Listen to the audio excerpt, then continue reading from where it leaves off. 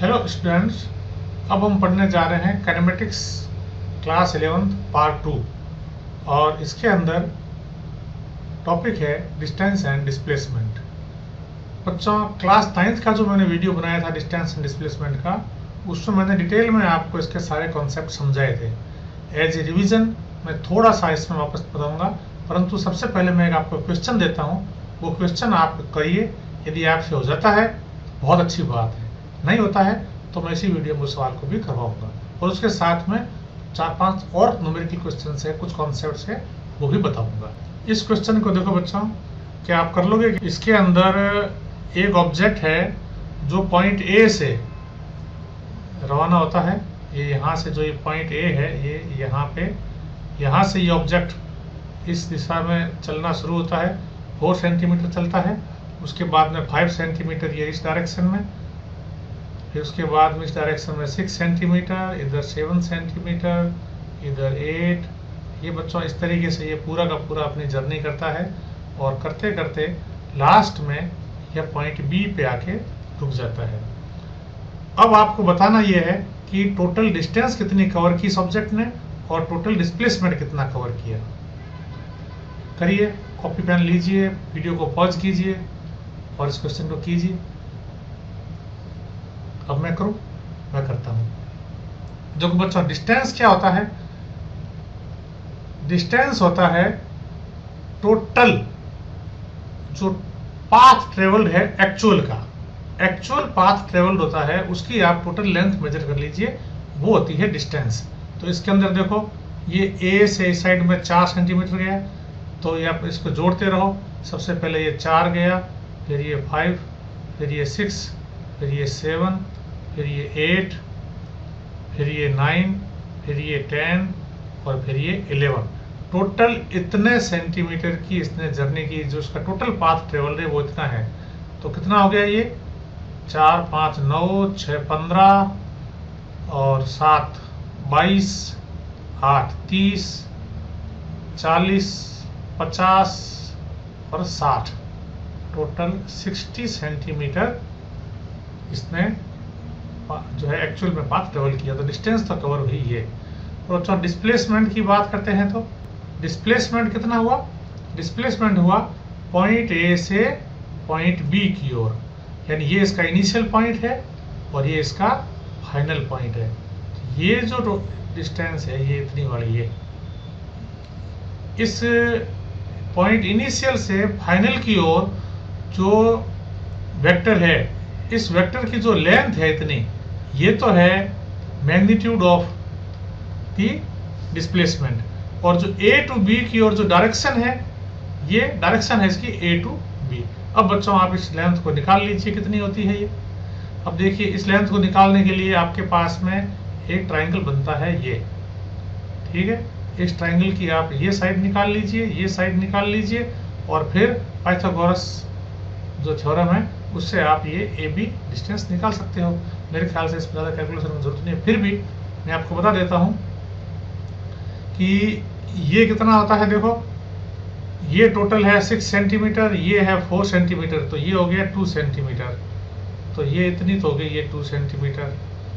ये कितनी हो गई? ये टोटल है 8 सेंटीमीटर, ऊपर वाली 10 सेंटीमीटर, 2 सेंटीमीटर ये हो गई, यानी ये जो लेंथ है ये तो हो गई 4 सेंटीमीटर। इसी तरीके से ये टोटल है 9 में से ये 11 में से 9 चले गए, पीछे बचे 2 सेंटीमीटर तो है ये। और इधर जो है ये कितनी है टोटल आपके? नहीं, ये टोटल ये 9 यहाँ तक है, हाँ 11 तो 2 ये हो गया। और ये आपके कितनी हुई ये वाली? ये देखो, यहाँ से यहाँ तक ये है आपके 7 सेंटीमीटर, 7 ये हो गया 2, 9 ये भी है आपके पीछे ऊपर वाली 2। और अब ये 7 में से ये 5 चले गए, तो ये भी बची 2। तो ये आपके पास में जो ट्राइंगल आया, इसमें 4 ये है, 4 ये है, तो ये कितना हो गया? 4 स्क्वायर प्लस 4 स्क्वायर। ये जो भी कैलकुलेशन होती है आप कर लीजिए। ये आपके इस तरीके से डिस्प्लेसमेंट होता है। जो इनिशियल पॉइंट है उससे फाइनल पॉइंट की ओर जो एक वेक्टर ड्रॉ किया जाता है, जो स्ट्रेट लाइन ड्रॉ की जाती है, वो डिस्प्लेसमेंट होता है, जबकि डिस्टेंस एक्चुअल पाथ कवर्ड होता है। अब एक क्वेश्चन हम और लेते हैं। अब बच्चों एक पॉइंट मान लीजिए, एक पॉइंट ये यहाँ पे कोई पॉइंट है ए, एक ये व्हील है, व्हील के ऊपर एक पॉइंट है ये। अब ये व्हील इस डायरेक्शन में यूं रोटेट होता है, ठीक है। ये रोटेट होता हुआ चलता हुआ ये पॉइंट ए जो है, ये जो यहाँ आया ये यहाँ आ गया, ठीक है, ये यहाँ आ गया पॉइंट ए। जब ये व्हील रोटेट होके और ये पॉइंट ए इसके जो है ऊपर आ गया, तो इस पोजीशन में ये आ गया। अब बताना ये है कि पॉइंट ए के द्वारा डिस्प्लेसमेंट कितना कवर हुआ है। तो डिस्टेंस कितनी कवर होगी बच्चों? तो देखो ये इस तरीके से जो ये घूम के और इस तरीके से जो यहाँ पहुंच रहा है, तो ये तो होगी डिस्टेंस इतनी कि ये कितना ये कर्व्ड ये डिस्टेंस एक्चुअल पाथ ए ने ये लिया है। पर डिस्प्लेसमेंट क्या होगा? डिस्प्लेसमेंट ये इनिशियल पॉइंट और ये फाइनल पॉइंट, तो डिस्प्लेसमेंट होगा इसका ये डिस्प्लेसमेंट होगा। इसको कैलकुलेशन आप कर सकते हो कि ये डायमीटर है, ये कितनी डिस्टेंस हुई, ये आप निकाल के कर सकते हो। अब बच्चों जैसे मान लीजिए एक पॉइंट ए यहाँ पे है, ये पॉइंट है ए यहाँ पे और ये पॉइंट है यहाँ पे बी। एक ऑब्जेक्ट है जो 3 रास्तों से 3 पाथ कवर करता है ए टू बी आने के लिए।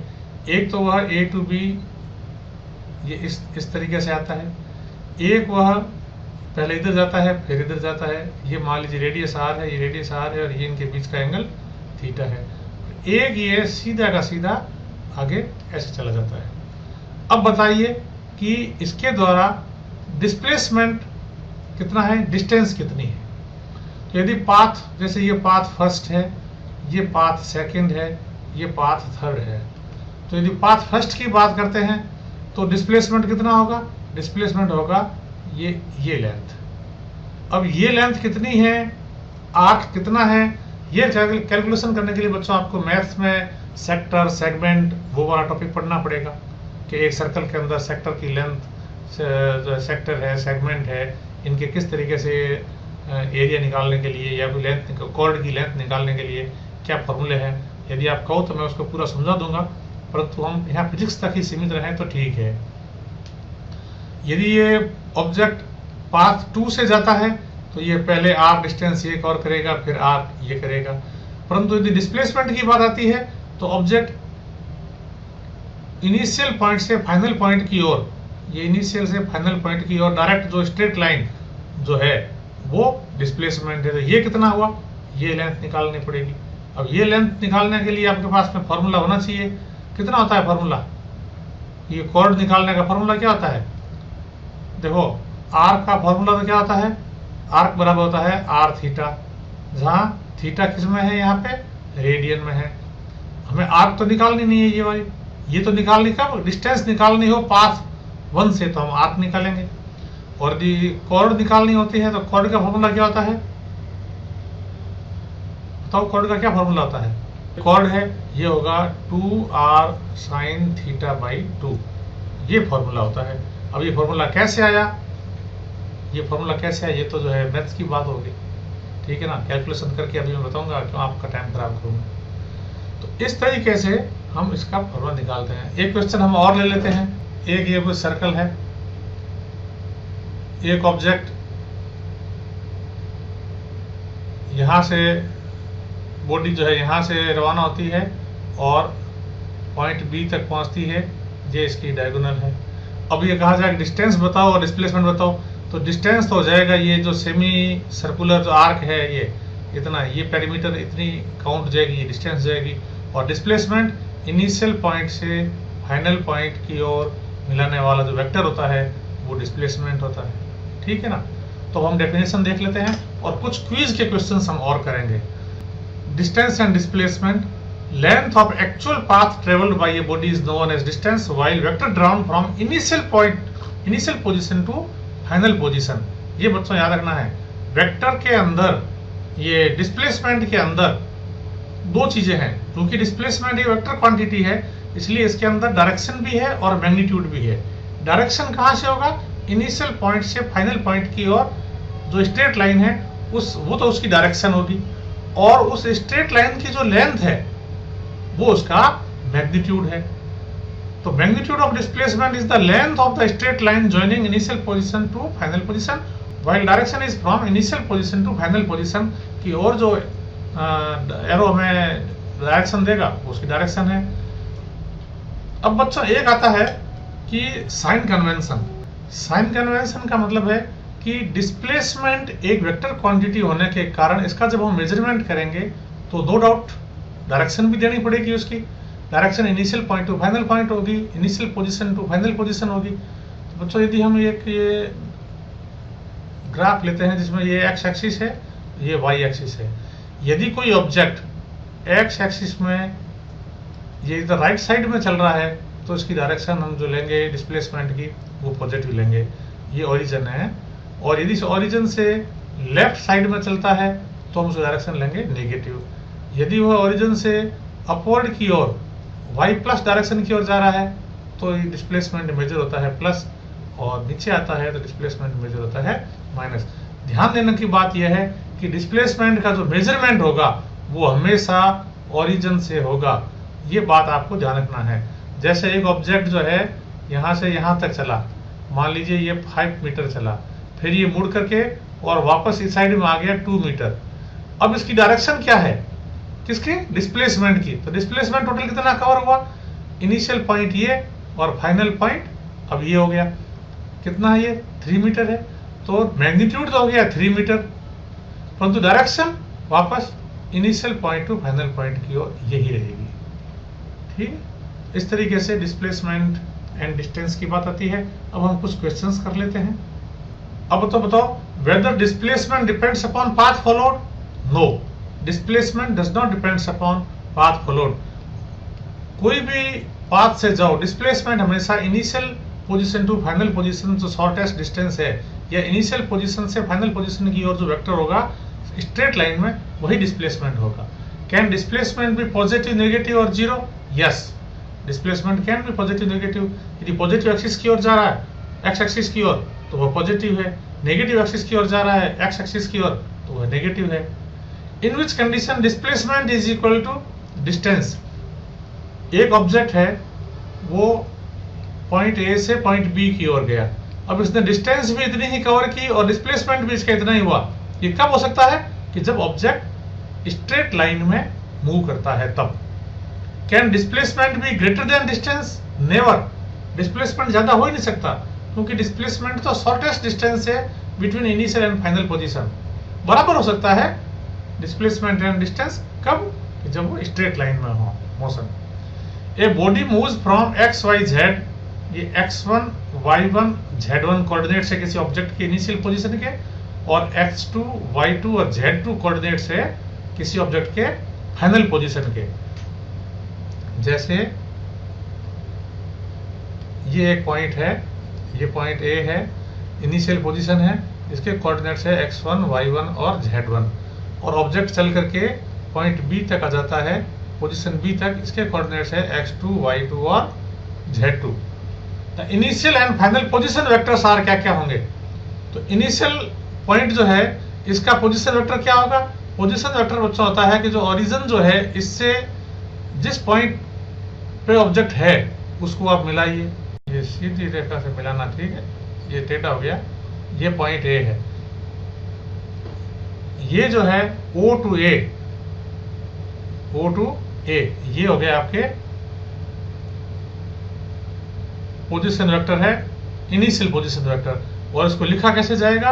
इसको लिखा जाएगा x1 i cap plus y1 j cap plus z1 k cap. And final position vector, ये फाइनल पॉइंट है, आप ओरिजिन से ये फाइनल पोजीशन वेक्टर को मिला दीजिए, लाइन सीधी है बच्चों, ध्यान रखना, x2 i cap plus y2 j cap plus z2 k cap.